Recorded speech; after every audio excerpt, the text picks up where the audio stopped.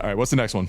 All right, last one from Drew Manning. This is for both of you guys. It's a two-parter, but we'll see where the first part goes. If you had a magic tennis wand and could change a rule about the game, what would it be? Gosh, it's like the type of thing I know I'm going to answer, and then later today I'm going to be like, I wish it would have been that thing. Yeah, exactly. A rule? A rule. So can I take liberty? We're not talking about like during a match. It just says a rule about the game of tennis.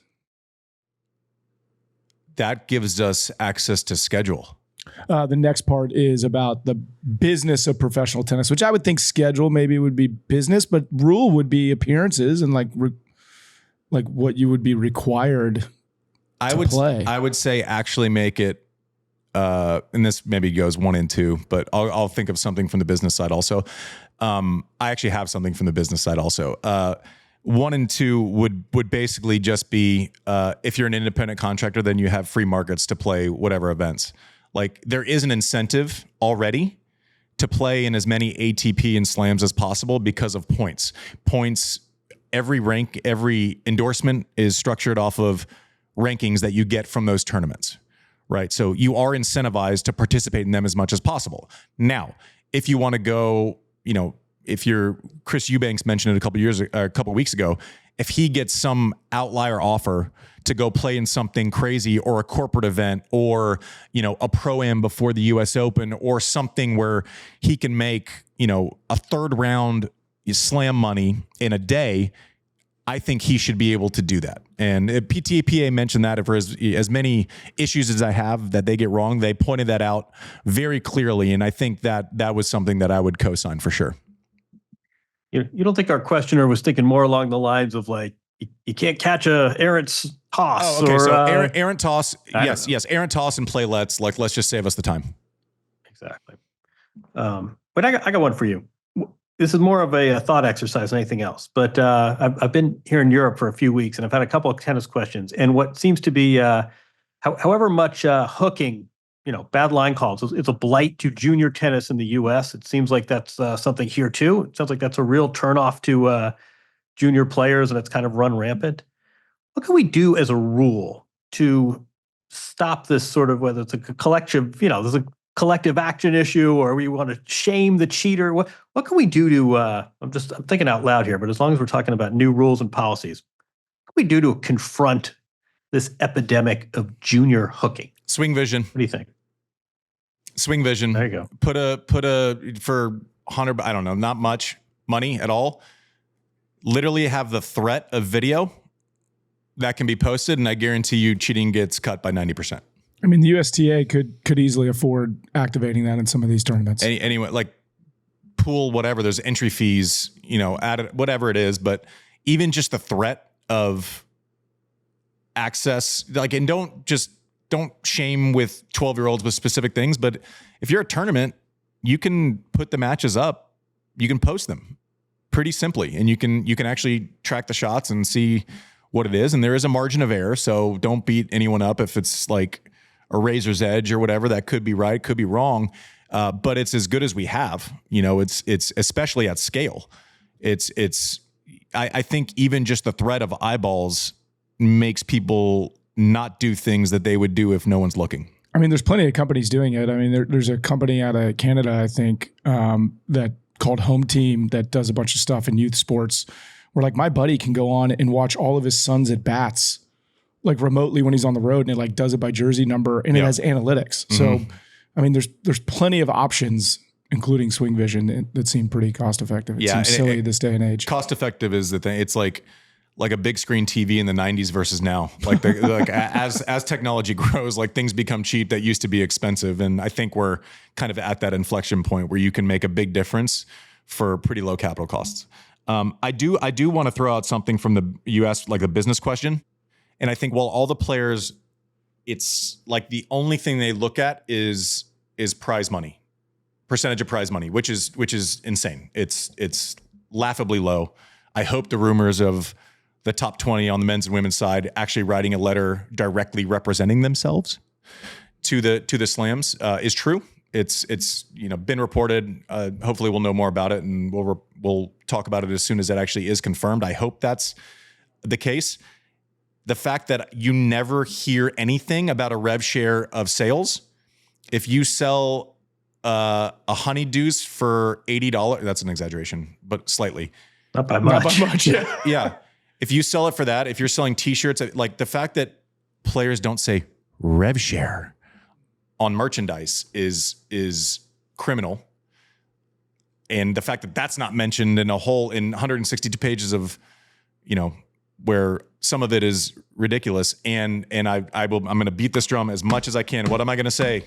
What am I going to say, Mike? Healthcare. Oh yeah. Contributions from slams. From the slams. Pensions, healthcare, 0% from the slams. Two business things.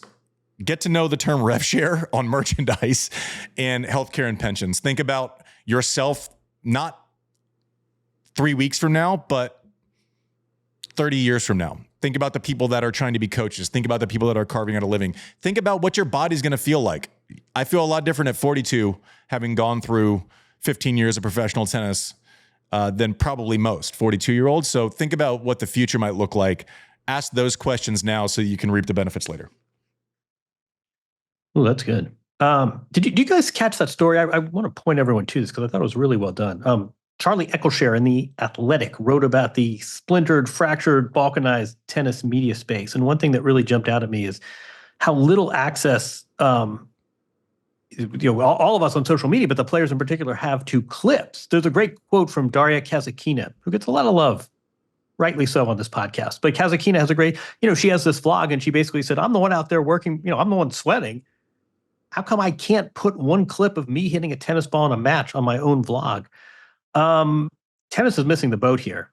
I mean, no one watches NBA games anymore, but the NBA is wildly popular internationally. Why? Because if something crazy happens in a game, the three of us can inevitably will end up in our feed. Tennis is missing the boat there. So if we're talking about structural changes, this article, which I encourage everyone to read, sort of, you want to bang your head against a wall. And if tennis can do a better job circulating clips of actual athletes competing and not just dancing on TikTok or saying crazy things on podcasts, no offense to the three of us, I think that would be that would be welcome. Okay, so we're talking about a business idea and the what else can be put in this lawsuit and where we're exposing problems. I don't see the downside. Why shouldn't you be able to post your own clips? No, like there's no reason. I understand rights holders. I understand, ATP and Tennis TV, like they front money, they put infrastructure, they do a lot of things throughout the year. But what is the downside? And Mike, you're a good independent voice on this. What's the downside to Kasatkina having access to post her own clips? Like that's inevitably going to drive traffic to the actual she'll drive broadcast. She'll drive money to the rights holders, right? It's not as if she's taking away a large market share. If Carlos posts a bananas clip, that's driving traffic back to the thing. Like, I don't understand the players. Maybe that's if there is like some sort of bargaining agreement that comes from this, and the players, can we have access to our clips to help you? That'd be great.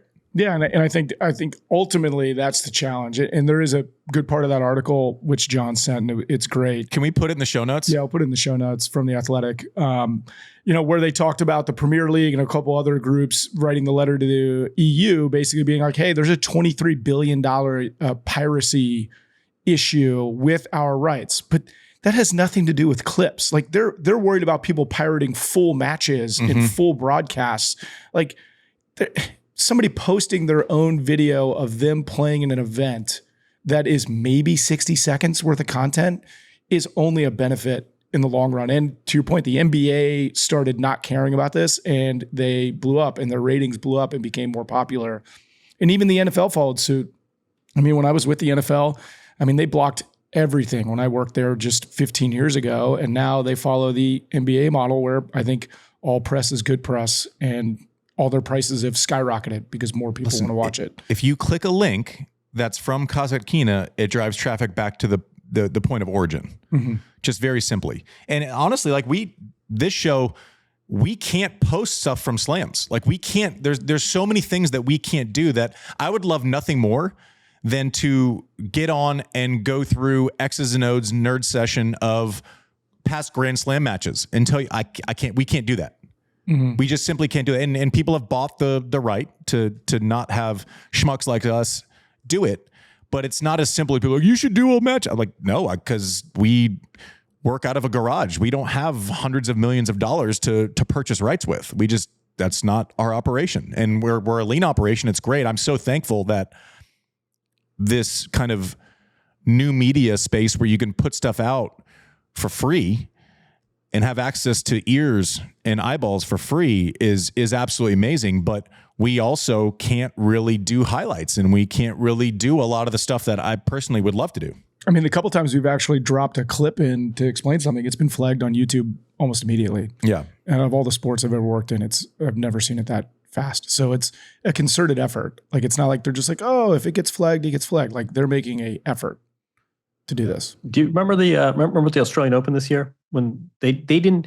I mean, to show you how perverse and how perverted this all is, they didn't have the rights to one of their own matches, so they, as the broadcaster, not as the rights holder, they showed a match with avatars. So it's whatever it was, what? Alcaraz against Novak. Yeah, the cartoons. Yeah, they literally had cartoon characters. What are you talking about? A rhinoceros played a hippopotamus because they couldn't use the images John, of the players. What the fuck are you talking about right now? Yeah, so the Australian Open, to put the matches on YouTube, which is great, and it was under the guise of like the Nickelodeon like cartoon things where they're like, oh, we're going to do these characters, these animated characters, and so they put it on YouTube, and I think it did like 700,000 views, and then in 2000 it like doubled in views. It did over like 1.5 million views of like 2 animated characters playing. Yeah, but this wasn't like some creative, content creator in Serbia doing this.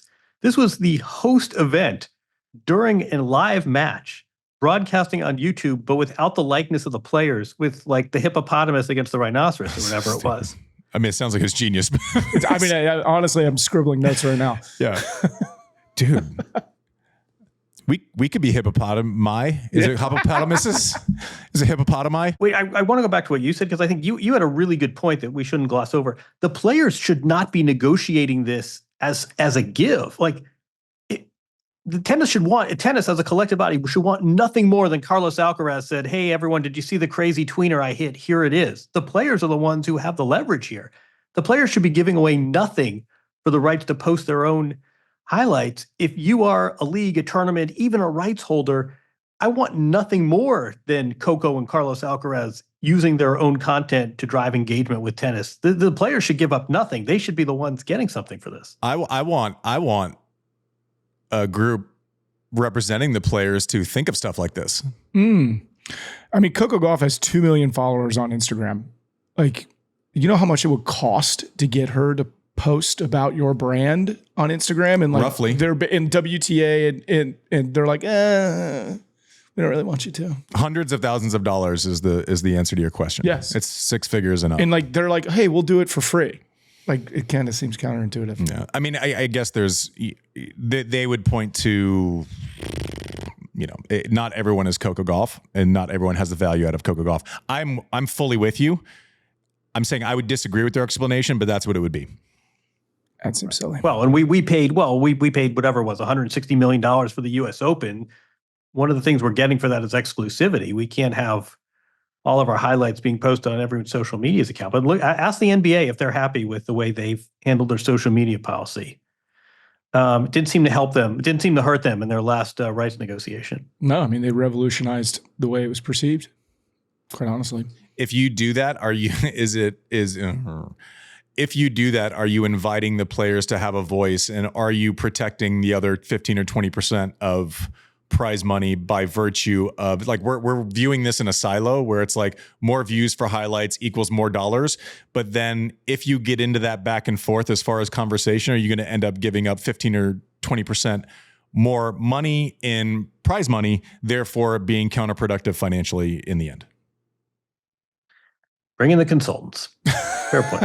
Bueller. No, I mean, there's an answer, right? I mean, Bueller. You could, anyway. Yeah. All right. Let's move on, shall we? Let's come back from our smoke break, shall we? Is there any moving on, or is it? No, I think that was such an exciting way to end the show. Yeah.